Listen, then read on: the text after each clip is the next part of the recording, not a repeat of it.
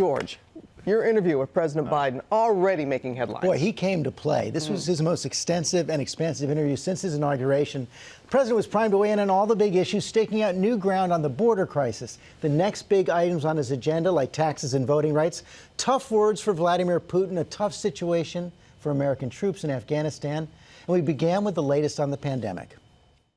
So you've set out your goals for the country, 100 million vaccine doses by next week, $100 million out the door, every American eligible for the vaccine by adult American by May 1st, something close to normal on July 4th. But tell everyone, when is everything going to be normal for Americans? Well, first of all, I won't even be able to meet the July 4th deadline unless people listen, wear masks, wash their hands, and socially distance, because not everyone by July 4th will have been vaccinated. How do you get the politics out of this vaccine talk? I, honest to God, thought we had it out. I, honest to God, thought that once we guaranteed we had enough vaccine for everybody, things would start to calm down. Well, they have calmed down a great deal, but I just don't understand this sort of macho thing about I'm not going to get the vaccine. I have a right as an American, my freedom to not do it. Well, why don't you be a patriot? Protect other people. How about emphasizing the positive? How has life changed for you since you got the vaccine? I can hug my grandkids now. They come over to the house. I can see them. I'm able to be with them. I've had the vaccine. And secondly, it has changed my life in the sense that I've been able to demonstrate to other people that I doubt whether people would expect me to take it, but I think it was safe, to make the case that it is safe to take the vaccine. It's important to take the vaccine. Let's talk about the crisis at the border. Some heartbreaking scenes down there right now. And a lot of the migrants coming in saying they're coming in because you promised to make things better. It seems to be getting worse by the day. Was it a mistake not to anticipate this surge?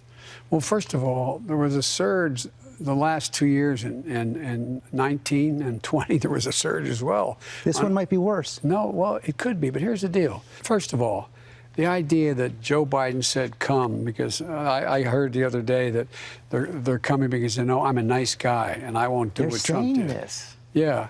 Well, here's the deal. They're not. The adults are being sent back, number one. Number two, what do you do with an unaccompanied child that comes to the border? Do you repeat what Trump did? Take them from their mothers, to move them away, hold them in cells, et cetera? We're not doing that. So what we're doing is we have brought in HHS and also brought in FEMA to provide for enough safe facilities for them to get out of the control of the Border Patrol, which are not designed to hold people for long periods of time, particularly children, get them out of those facilities.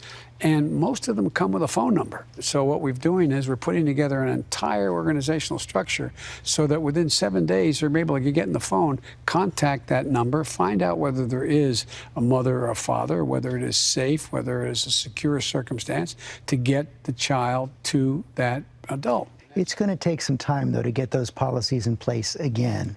Do you have to say quite clearly, don't come? Yes, I can say quite clearly, don't come. And what we're in the process of getting set up, and it's not going to take a whole long time, is to be able to apply for asylum in place. So don't leave your town or city or community. We're going to make sure we have facilities in those cities and towns run by DHS and also access with HHS, Health and Human Services, to say you can apply for asylum from where you are right now. Make your case. We'll have people there to determine whether or not you are able to meet the requirement you qualify for asylum. That's the best way to do this. In addition to that, well, we also change the circumstances on the ground in those communities. You're going to diminish the reason why people want to leave in the first place. Director of National Intelligence came out with a report today saying that Vladimir Putin authorized operations during the election to denigrate you, support President Trump, undermine our elections, divide our society. What price must he pay? He will pay a price. We had a long talk, he and I. I know him relatively well. And the conversation started off, I said, I know you and you know me. If I establish this occurred, then be prepared. You said you know he doesn't have a soul. I did say that to him, yes. And his response was, we understand one another. I wasn't being a wise guy. I was alone with him in his office. That's how it came about. It was when President Bush had said, I've looked in his eyes and saw a soul. I said, look in your eyes, and I don't think you have a soul. And looked back at me and said, we understand each other. Look, most important thing dealing with foreign leaders, in my experience, and I've dealt with an awful lot of them over my career, is just know the other guy. So you know Vladimir Putin. You think he's a killer? Mm-hmm. I do. So what price must he pay? The price he's going to pay, well, you'll see shortly. I'm not going to, by the way, we ought to be able, that trite expression, walk and chew gum at the same time.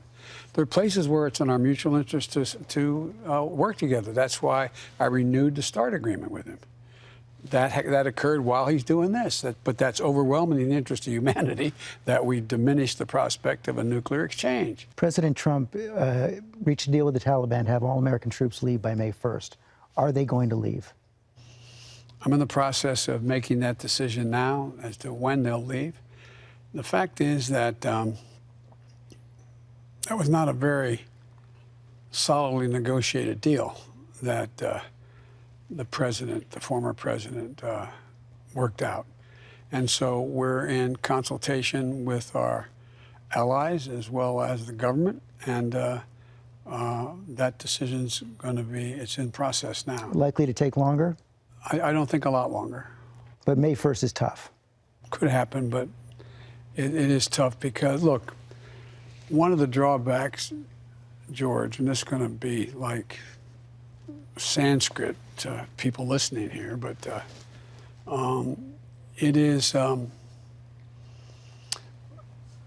failure to have an orderly transition from the Trump presidency to my presidency, which usually takes place from election day to the time you're sworn in, has cost me time and consequences. For example, we didn't realize how bad things were in terms of lack of vaccines. We were not able to get access to this information. That's one of the issues we're talking about now in terms of Afghanistan. Let me ask you about Governor Cuomo of New York. I know you've said you want the investigation to continue. If the investigation confirms the claims of the women, should he resign?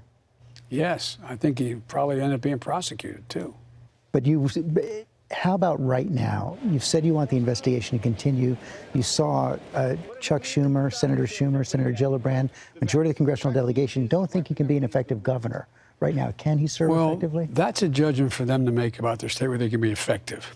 Here's my position. It's been my position since I wrote the Violence Against Women Act. A woman should be presumed to telling the truth and should not be scapegoated and become victimized by her coming forward, number one. But there should be an investigation to determine whether what she says is true. That's what's going on now. And you've been very clear. If the investigation confirms the claims, he's gone. That's what I think happens. And by the way, it may very well be, there could be a criminal prosecution that is attached to it. I just don't know, but let the investigation, and I don't know what it is, but I start with the presumption. It takes a lot of courage for a woman to come forward. So the presumption is it should be taken seriously. And it should be investigated, and that's what's underway now. Boy, his toughest words yet for Governor Cuomo right there. He was very direct. Yeah. On every single issue. And, you know, we talked about a lot more. In the next hour, we're going to get into the big next items on his agenda, things like taxes and voting rights. For the first time, he talks about changing the filibuster. We also got an update on Major after that biting incident. Out of the doghouse? Seems like it, yeah. All right. I got to see him last night. All right. Thank you, George.